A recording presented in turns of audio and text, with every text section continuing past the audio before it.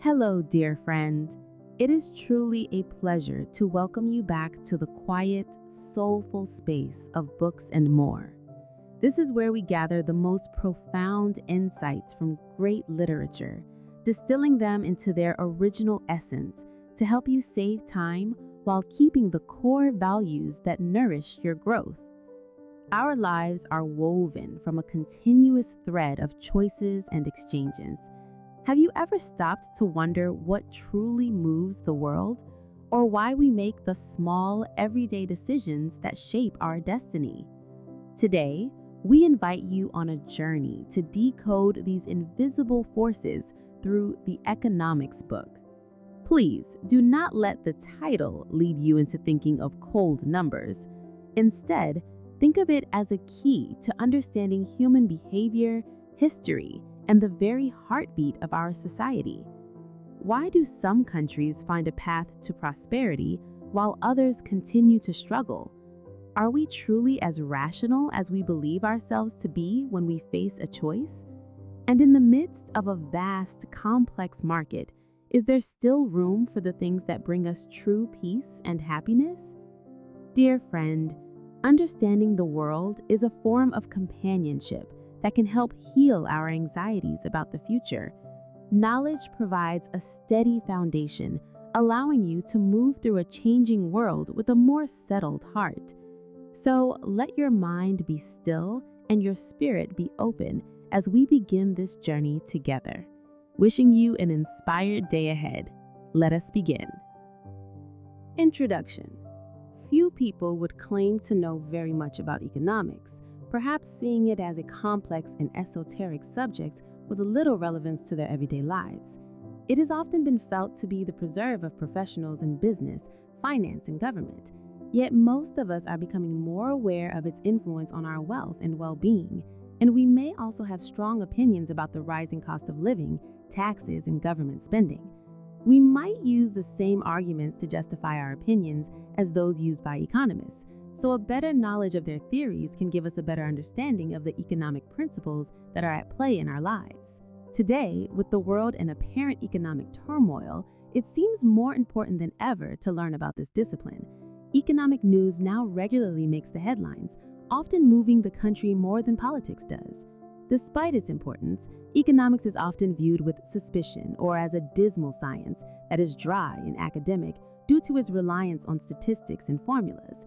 However, the word is simply derived from the Greek word oikonomia, meaning household management.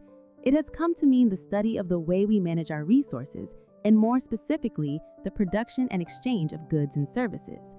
While the process of providing services is as old as civilization, the study of how it works in practice is comparatively new. It evolved from political philosophy into what we now call economic science. Much economic theory was modeled on mathematics and physics to lend its scientific respectability, but because it is dependent on the rational or irrational behavior of humans, it has more in common with soft sciences like psychology and sociology.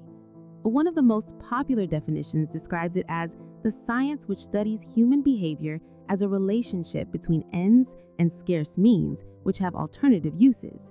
Modern economics emerged as a distinct discipline in the 18th century, particularly with the publication of The Wealth of Nations by Adam Smith. He suggested that the market is guided by an invisible hand where the rational actions of self-interested individuals ultimately give society exactly what it needs. Since then, the discipline has evolved into two main areas. Macroeconomics looks at the economy as a whole, focusing on national output, inflation, and unemployment. In contrast, microeconomics looks at the interactions of individual people and firms, dealing with supply, demand, and competition. Naturally, various schools of thought have evolved over time. Many advocated a hands-off or laissez-faire approach to allow the market to create wealth. Others were more cautious and argued for government intervention to curb the power of producers. In the 20th century, these differences became even more apparent as some nations adopted planned economies under communist rule. While the center of economic thought eventually shifted from Europe to the United States, new approaches continue to arise today, incorporating ideas from psychology and even advances in mathematics like game theory. As economic power shifts again and we face serious environmental challenges, New economic thinking will continue to evolve to help us manage our scarce resources. Understanding these principles is the first step towards seeing how we got into our present situation and how we might find a way out. Let the trading begin. 400 BCE to 1770 CE. As civilizations evolved in the ancient world, systems for providing goods and services emerged naturally through various trades and crafts. People began to trade, first by bartering and later with coins of precious metal, making trade a central part of life. For centuries, the business of buying and selling operated long before anyone thought to examine how the system actually worked. The ancient Greek philosophers were among the first to write about these topics. I think of Plato, who described an ideal state where property was owned by all and labor was specialized for the common good. However, his pupil Aristotle defended the concept of private property. He argued that when property is held in common, no one takes responsibility to maintain it, and individuals have little incentive to invest. Aristotle believed that property should be private, but its use should be common, creating a benevolent disposition in men. This debate between collective and private ownership remains a core tension in economic thought even today. As we moved into the medieval era, the focus shifted toward the morality of the marketplace. Thomas Aquinas argued that the price of a product is just only if the profit is not excessive and there is no deception involved in the sale. He recognized that while avarice was a sin, a merchant needed a profit incentive to continue trading, or the community would be deprived of goods. To market economists today, price is simply a function of supply and demand, but for Aquinas, it was a deeply moral issue. This era also saw the rise of city-states in Europe, where a prosperous class of merchants replaced feudal landowners as the primary economic players. The function of money became increasingly vital as trade expanded. Without money, we would be stuck in a barter economy, which depends on the double coincidence of wants. I would need to find someone who has exactly what I want and happens to want exactly what I have to offer. Money solved this by acting as a yardstick for value and a medium of exchange. We transitioned from commodity money, like gold coins that have intrinsic value, to fiat money, which is a token of exchange assigned value by the government. This flexibility allowed for the rise of complex civilizations and the ability to compare costs across different goods. Modern banking systems began to take shape in the 14th century, particularly in northern Italy with the Medici family. They financed long-distance trade and introduced concepts we still use, such as economies of scale and diversification of risk. They understood the necessity of borrowing short and lending long, connecting savers with borrowers. To solve the fundamental problem of exchange, the risk of someone running off with money before goods arrived, the bill of exchange was developed. This piece of paper allowed for an international market for money to flourish. However, this also introduced the concept of moral hazard, where individuals might take excessive risks if they know they are protected from the consequences. In the 16th century, the arrival of gold and silver from the Americas into Spain caused prices to rise inexplicably across Europe. Jean Baudin was the first to argue that this abundance of precious metals was actually to blame for inflation. He showed that prices were rising even when measured in pure silver, leading to the first statement of the quantity theory of money. Later economists, like Irving Fisher, would formalize this into the equation that the money supply multiplied by its velocity equals the price level multiplied by transactions. This helped us distinguish between nominal prices and real prices, which tell us what quantity of a thing must be given up in return for another. The dominating approach of this time was mercantilism, which viewed a country's wealth as its stock of gold. Theorists like Thomas Munn advocated for a favorable balance of trade, where a nation strives to export more than it imports. Mercantilists believed the world's wealth was a limited pot, and they used protectionism, such as taxing imports, to preserve their treasure.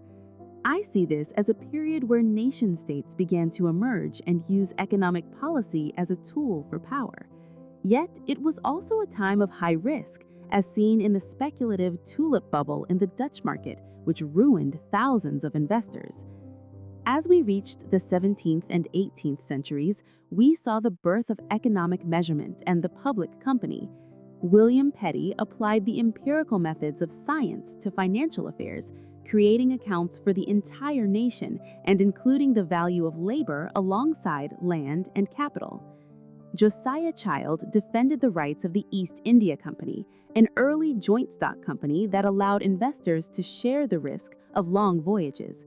The concept of the public limited company, where shareholders are protected from liability beyond their investment, remains at the heart of capitalism. Finally, just before the era of Adam Smith, a group of French thinkers known as the physiocrats tried to understand the economy as a whole system. François Quesnay produced his economic table, which was the first analysis of a macroeconomy. He believed that wealth came from the land and that agriculture was the only source of a net surplus, while manufacturing was sterile. Although his focus was narrow, his emphasis on the circular flow of income and expenditure anticipated modern national income accounting. Around the same time, David Hume recognized that the market could fail to provide certain public goods, like streetlights or national defense, because individuals have an incentive to free ride. He concluded that such essential services must be provided by the government and funded through taxation, setting the stage for the modern economic state. The Age of Reason, 1770 to 1820. Toward the end of the 18th century, the world was undergoing a profound shift. The Age of Reason produced a new breed of thinkers who sought to understand the world through logic and science rather than tradition or decree.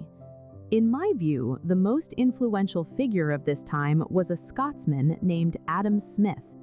In 1776, he published a work that fundamentally changed how we see society. He introduced the concept of the rational economic man, suggesting that individuals make decisions based on reason and their own self-interest. This was not meant to suggest that people are inherently selfish or cold, but rather that we naturally act to improve our own well-being.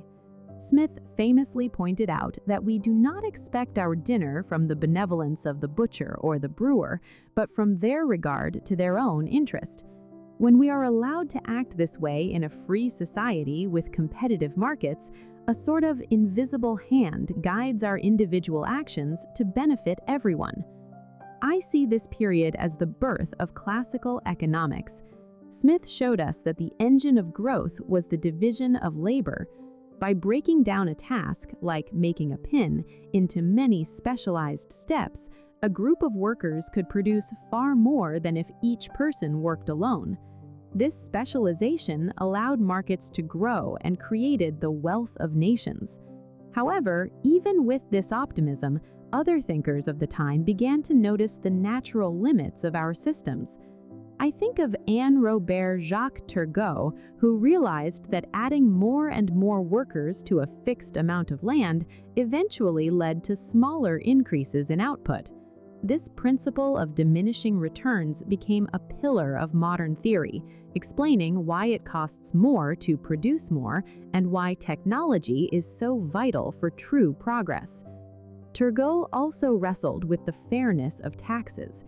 He believed they should be simplified and should not stifle the market.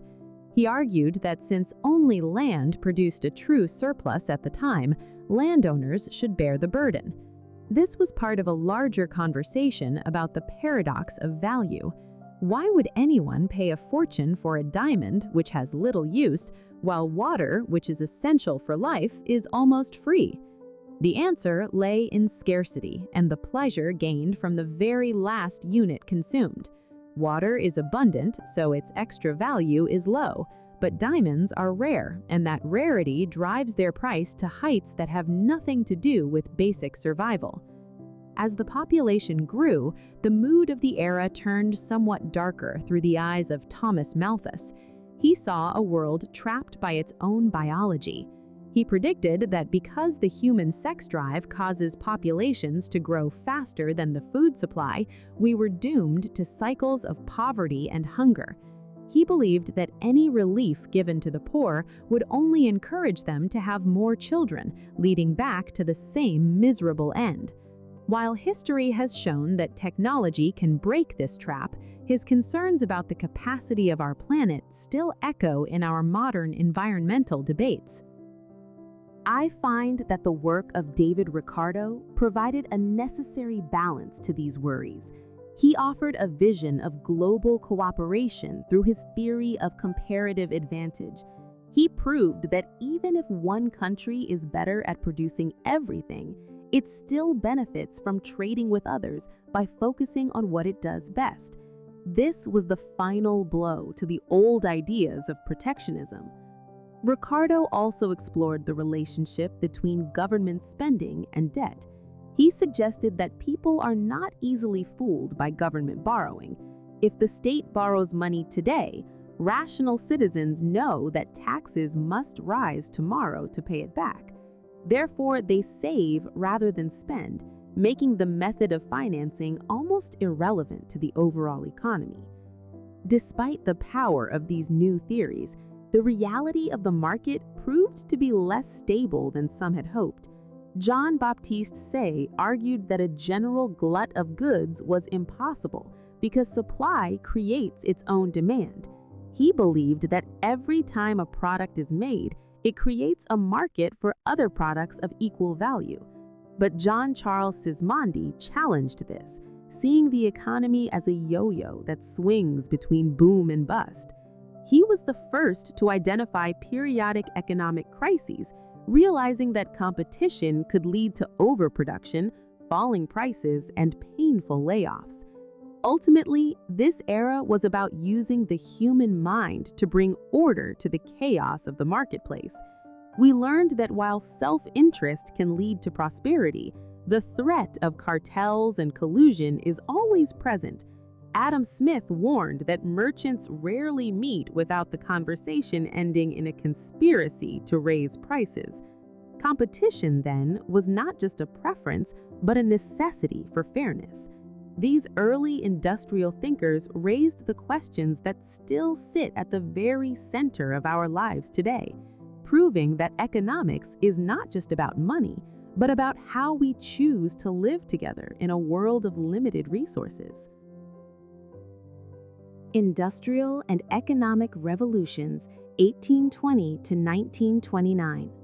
By the early 19th century, the effects of the Industrial Revolution were spreading rapidly across Europe and North America, transforming agricultural nations into industrial powerhouses. I witnessed a fundamental shift in the structure of economies as the focus moved from the merchants who traded goods to the producers and owners of capital. This was an era of unprecedented change, bringing with it new social and political issues that challenged the classical views of the previous generation. One of the most pressing questions was how firms should behave in a world of growing competition. Antoine Cournot was among the first to use mathematics to explore this, showing that when only a few firms sell similar products, they must select their best output based on what they think their rivals will do. This early work on duopolies and reaction curves laid the groundwork for what we now call the Nash equilibrium, proving that even a few firms are better for society than a single monopolist. However, the threat of monopoly power remained a constant concern. John Stuart Mill observed that some industries, such as railways and water supply, naturally tended toward concentrated ownership because the cost of infrastructure was so immense. He warned that large firms could use their market power to drive out smaller competitors and charge higher prices. I find it fascinating that while some were focused on these cold calculations, others, like Charles Mackay, were looking at the psychology of the market.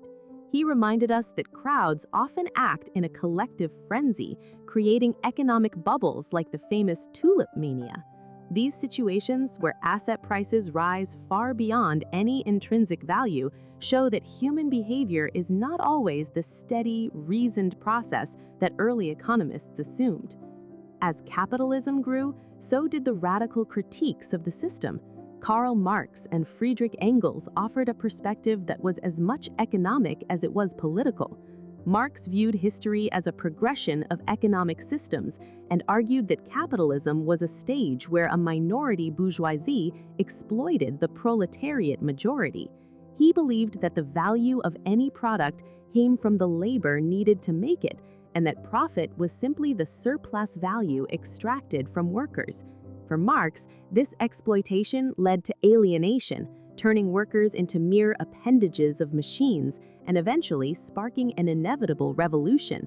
He saw capitalism as an unplanned system ruled by market complexities that would lead to more frequent and severe economic crises. While Marx looked at labor, other thinkers began to shift the focus toward the consumer. William Jevons introduced the idea of marginal utility, suggesting that the value of a product comes from the satisfaction it provides to the buyer. I often use the example of chocolates to explain this. You enjoy the last chocolate less than the first, and this diminishing utility explains why we are only willing to buy more of a good if the price falls.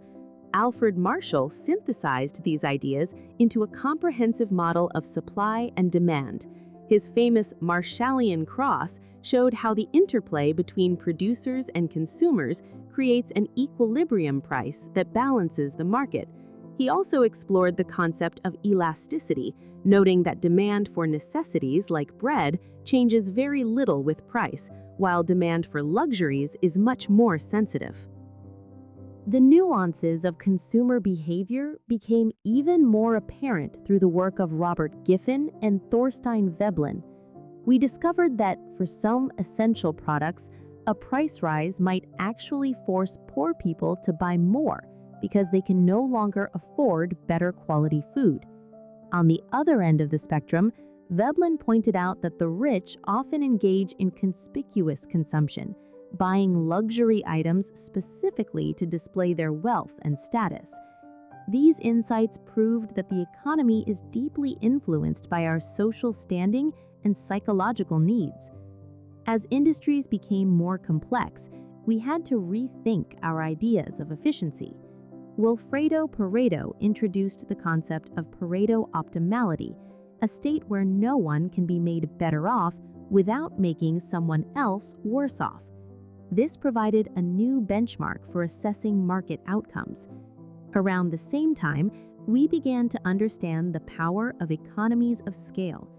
Marshall and later thinkers like Alfred Chandler showed how larger factories could produce goods at a lower unit cost through the specialization of labor.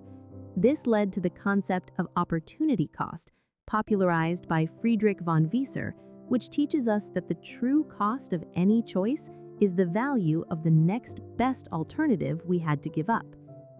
The social dimension of the economy also saw significant progress through the work of Beatrice Webb, who championed collective bargaining.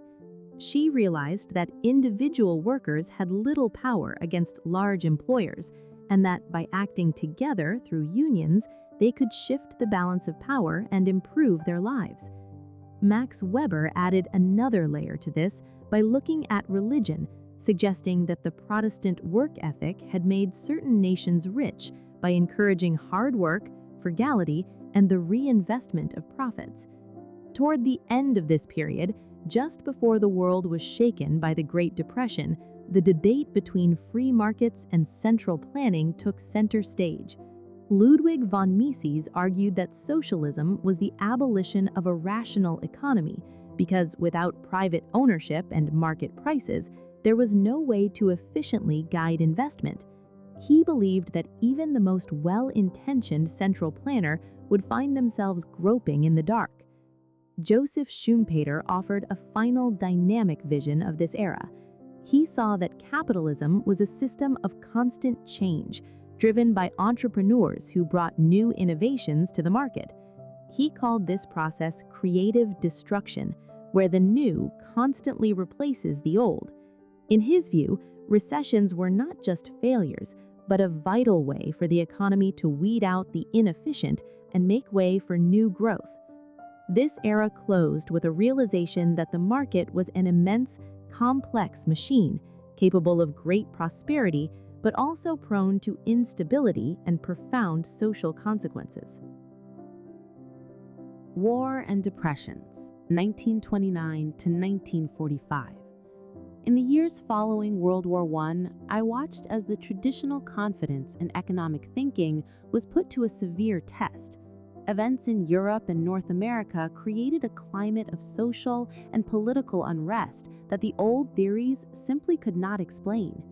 The United States had enjoyed such immense prosperity in the 20s that leaders believed poverty was nearly conquered.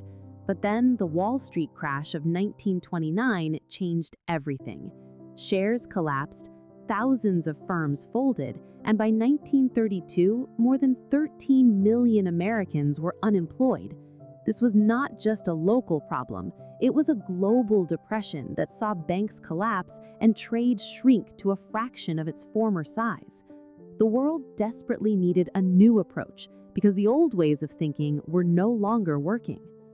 For over a century, the consensus among economists had been that markets would naturally find their own balance and provide full employment, but the Great Depression proved that the economy was not self-righting. I find that the most significant shift during this era came from the British economist John Maynard Keynes. He turned the classical model on its head by arguing that the total economy behaves quite differently from its individual parts. Keynes taught us that unemployment is not a choice made by individuals, but a trap created by a lack of overall demand. He pointed out that wages do not adjust as quickly as prices do. They are sticky. During a recession, as prices fall, the real value of wages actually rises, making workers more expensive and forcing firms to demand less labor. It is a vicious cycle where falling sales lead to layoffs, which in turn leads to even lower sales because people have no money to spend. Keynes proposed that the government must step in to break this cycle. He envisioned the economy as a machine that could be regulated through adjusting variables like the money supply and public spending. His concept of the multiplier was a breakthrough, showing that if the government invests in a project like a new road, the money paid to those workers circulates through the economy, creating even more jobs and income than the original investment. I have always thought his famous suggestion that the Treasury could fill old bottles with banknotes and bury them for private enterprise to dig up was a powerful way to illustrate that just getting money moving is what truly matters for recovery. While Keynes was reshaping the big picture, other thinkers were exploring different facets of our economic life. Frank Knight helped us understand the fundamental difference between risk, which we can measure and insure against, and true uncertainty, which is immeasurable because we simply cannot see into the future. I believe this distinction is vital for understanding why entrepreneurs earn profits. They are the ones brave enough to take on that uninsurable uncertainty. At the same time, Adolf Berle and Gardner Means were shining a light on how modern corporations were changing. They noticed that the people who owned companies, the shareholders, were becoming passive, while a small group of managers held all the real power, often running firms for their own benefit rather than for the profit of the owners. We also began to see the world through the eyes of Karl Polanyi, who reminded us that economies are not isolated systems, but are deeply embedded in our culture and social organization. He warned that if we let the market expand without considering social ties and traditions, social upheaval would inevitably follow. This era was also about adding precision to the discipline. Lionel Robbins gave us our most enduring definition of economics as the science of scarce resources. Meanwhile, Ragnar Frisch made the critical distinction between microeconomics and macroeconomics and helped found the field of econometrics to test our theories with mathematics and statistics. However, not everyone agreed that the state should take the lead. Friedrich Hayek stood as a powerful countervoice, arguing that any form of government intervention was a step toward repression. He feared that even well-intentioned central planning would eventually lead to the loss of individual freedom and the rise of totalitarianism. Despite these disagreements, the pressure of the Great Depression and the subsequent World War led to monumental changes. President Roosevelt's New Deal used government money to fund huge infrastructure projects and reinvigorate the economy. And finally, as the war drew to a close in 1944, the Bretton Woods agreements established a new international order of cooperation. I see this period as a crucible where the economic tools and ideological battles that define our modern world were forged, moving us from a belief in a self-correcting market to a world where the state plays a vital role in ensuring stability and growth. Following the devastation of World War II, I saw the world enter a remarkable era of rebuilding and cooperation. Even before the guns fell silent, economists and politicians were determined to avoid the chaos that followed the First World War. In 1944, delegates met at Bretton Woods to establish a new international financial order. We saw the birth of the International Monetary Fund and the World Bank, designed to provide stability and fund the massive reconstruction efforts. This was a time of high hopes, where the primary goal was to create a peaceful world of economic partnership. The system relied on fixed exchange rates, with the US dollar serving as the anchor tied directly to the value of gold. One of the most profound questions of this period was how poor nations could finally become rich. As colonial empires crumbled, new independent nations emerged, and I watched as the field of development economics was born to address their needs. Paul Rosenstein-Roden argued that these countries required a big push in investment. He believed that the market alone would fail because large projects like roads, ports, and power stations are interdependent. A factory is only profitable if there is a power station to run it, and a power station is only useful if there are factories to buy its power. I find the logic of this linkage theory very compelling. It suggested that governments had to coordinate investments across many industries simultaneously to trigger a takeoff into sustained growth. Walt Rostow added to this by mapping out the stages through which every society must pass to reach mass consumption. While the developing world sought a path forward, I witnessed an economic miracle in West Germany. Under Chancellor Konrad Adenauer, they built what we call a social market economy. It was a middle way that allowed the efficiency and growth of free markets, but tempered them with a strong social security system. This model, which aimed for the best of both worlds, became a blueprint for much of Western Europe. However, I also noted that not all systems were thriving. In the centrally planned economies of the East, economists like Janos Kornai identified a critical flaw known as the soft budget constraint. Because the state would always bail out failing firms, there was no incentive to be efficient, leading to chronic shortages and the empty shops that characterized socialist life. In the realm of economic theory, the post-war years were the golden age of Keynesianism. Governments believed they could manage the economy like a machine, using the Phillips curve to find the perfect balance between inflation and unemployment. But as the period drew to a close, I saw the first signs of a shift. Milton Friedman began to challenge the consensus, arguing that the government should do nothing but control the money supply. He warned that trying to push unemployment below its natural rate would only lead to a spiral of accelerating inflation.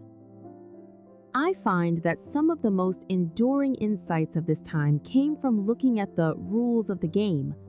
Douglas North taught us that institutions, the laws, customs, and traditions of a society, are what truly provide the incentive structure for an economy.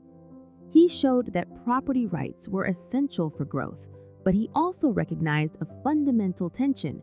The state is necessary to guarantee order, yet that same power allows the state to exploit resources for its own benefit. At the same time, Kenneth Arrow was exploring the limits of information. He introduced the concept of moral hazard, showing how insurance can actually encourage people to take more risks because they are no longer bearing the full cost of their actions. We also began to look more closely at the individual. Franco Modigliani explained how people smooth their consumption over their entire lifespans, saving when they are young to ensure they can spend when they are old and no longer working. And perhaps most importantly, we started to question whether wealth was the same thing as well-being. Richard Easterlin identified a paradox that continues to haunt us today. While people in rich countries are generally happier than those in poor countries, raising the income of an entire nation does not necessarily make everyone feel better over time. We adapt to our new levels of wealth like people on a hedonic treadmill, always wanting more but never feeling more satisfied. As we reached the end of the 1960s, the foundations of the post-war world began to buckle. The US was running persistent deficits, and the link between the dollar and gold was under immense strain. I see this era as a time when we mastered the big tools of management, but also when we began to realize that the economy is far more complex than any mathematical model can capture. From Amartya Sen's work on the distribution of food to Maurice Allay's discoveries about our irrational choices, we were learning that the human element, our beliefs, our fairness, and our happiness must sit at the heart of any truly successful economic system. Contemporary economics, 1970 to present. In the early 1970s, I saw the foundations of the post-war economic order begin to crumble. The Bretton Woods system, which had provided stability for decades, could no longer hold under the weight of trade deficits and global pressures. When President Nixon unilaterally canceled the dollar-to-gold relationship in 1971, he effectively ended an era. This was the starting point for a new and more volatile chapter in our economic history.